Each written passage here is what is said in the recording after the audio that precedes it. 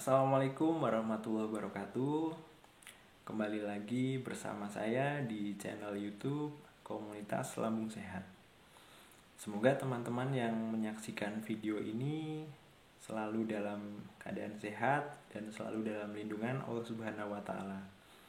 Kemudian teman-teman yang sedang sakit, khususnya sedang mengalami penyakit asam lambung, tetap semangat berjuang untuk sembuh, dan kemudian semoga Allah Subhanahu wa taala memberikan kemudahan untuk sembuh.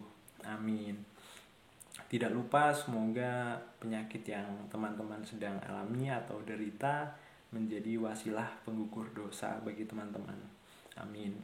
Karena saya tahu betul bagaimana menderitanya kita ketika mengalami penyakit asam lambung. Dampaknya bukan hanya di dalam tubuh atau di dalam fisik, tetapi juga mental dan psikis kita. Nah, teman-teman yang sedang sakit, semoga tetap sabar, karena kalau teman-teman menderita penyakit asam lambung kronis seperti yang pernah saya alami, penyembuhannya tidak akan sebentar, tidak akan singkat. Memang terdengar mengecewakan, tapi itulah kenyataannya. Teman-teman harus tetap semangat karena sembuh itu pasti ada jalannya, teman-teman. Jadi kalau ada yang mengatakan ini langkah cepat untuk mengobati asam lambung, atau ini langkah cepat untuk mengobati anxiety atau psikosomatis, itu menurut saya kurang tepat ya, hanya memberikan harapan, tapi kenyataannya tidak seperti itu. Karena bagaimanapun penyembuhan penyakit ini beserta dampaknya membutuhkan waktu berbulan-bulan, jadi tidak akan singkat. Nah, langsung saja di video kali ini kita akan membahas mengenai lambung, asam lambung, kemudian penyakit apa saja yang ada di dalam lambung. Tentu fokus kita adalah kepada penyembuhan, tapi tidak ada salahnya kita mengulas kembali mengenai ini, karena ini juga berkaitan dengan proses penyembuhan nanti, seperti itu. Baik, yang pertama, kita mengalami penyakit lambung. Jadi lambung sendiri adalah salah satu organ di tubuh kita, di mana organ tersebut termasuk dalam organ yang di dalam siklus pencernaan. Jadi lambung itu berfungsi untuk memproses makanan yang masuk ke dalam tubuh kita, kemudian menyimpannya, kemudian memilah-milah zat yang berbahaya, kemudian menyerap zat yang baik, seperti itu. Kemudian setelah makanan diproses di dalam lambung, makanan tersebut akan dikirim menuju usus, yang kemudian akan dilakukan proses berikutnya. Nah, di dalam lambung itu ada zat lain yang membantu, yaitu asam lambung dan juga enzim. Nah, asam lambung sendiri berfungsi banyak ya. Salah satunya adalah untuk memecah, mencerna, kemudian menyerap nutrisi yang ada di dalam makanan. Jadi kalau makanan yang masuk ke dalam tubuh kita tidak dibantu oleh asam lambung dan enzim, itu pemrosesannya akan lama. Karena salah satu fungsi asam lambung juga untuk membantu pematangan atau pembusukan, yang memudahkan lambung untuk memproses makanan, seperti itu. Kemudian lambung juga membunuh zat-zat yang kurang bagus yang ada di dalam makanan ketika di dalam lambung, seperti itu. Nah, kemudian apa saja sih penyakit yang ada di dalam lambung? Nah, teman-teman mungkin sudah banyak yang mengetahui ya, tapi saya kembali ulas. Di dalam lambung itu bisa terdapat penyakit gastritis, GERD yang banyak kita kenal ya. Mungkin teman-teman juga sedang mengalami GERD, kemudian tukak lambung, gastroparesis, kemudian yang sangat berbahaya adalah kanker lambung. Mungkin ada beberapa penyakit lain ya, tapi saya hanya merangkum beberapa penyakit ini saja. Yang lazim, kemudian yang banyak teman-teman alami mungkin adalah GERD ya, GERD atau GERD. Nah,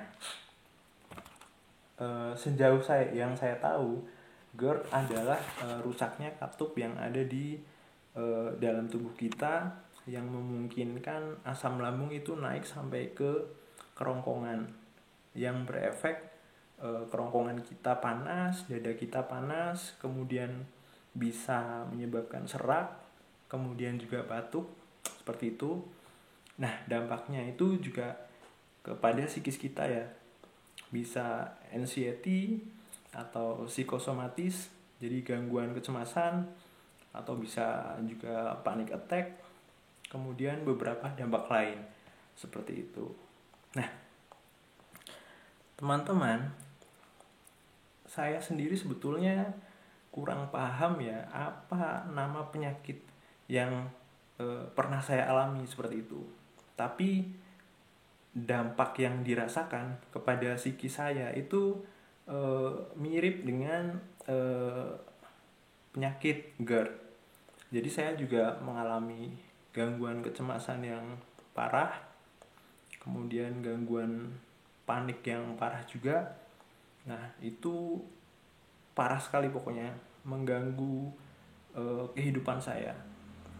Dan kembali saya katakan bahwa penyembuhan penyakit ini membutuhkan waktu yang cukup lama, memakan waktu berbulan-bulan, seperti itu.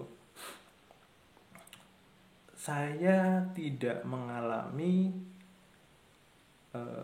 gangguan pedih atau perih di dalam lambung, kemudian saya juga tidak mengalami panas di dalam dada, saya juga tidak mengalami panas di kerongkongan, tapi saya mengalami sesak nafas, kemudian nafas yang berat, kemudian perut terasa begah, kemudian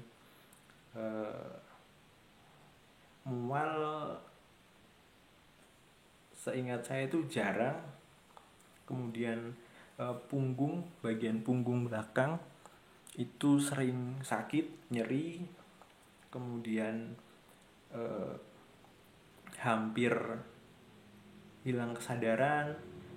Kemudian itu yang di dalam fisik ya, maksudnya yang dialami di dalam fisik kita. Kemudian yang paling parah sih kalau menurut saya adalah serangan psikisnya ya. Jadi gangguan kecemasan dan gangguan kecemasan dan serangan panik. Nah, itu yang cukup parah sih. Nah, kalau teman-teman mengalami hal yang sama seperti saya, jadi mungkin ini GERD, tapi teman-teman tidak merasakan ciri-ciri GERD gitu ya, tidak masalah. Tapi yang jelas teman-teman harus paham, kemudian menyamakan dengan info-info mengenai penyakit lambung lain yang dampak psikisnya sama. Saya sendiri telah berkonsultasi kepada teman-teman saya yang para medis, dokter, kemudian bidan, perawat juga, bahkan sampai ahli gizi. Waktu itu saya berkonsultasi, mereka bilang ini adalah GERD gitu, tapi saya ternyata tidak merasakan ciri-ciri GERD gitu. Tapi saya yakin kalau memang lambung saya yang bermasalah, seperti itu. eh,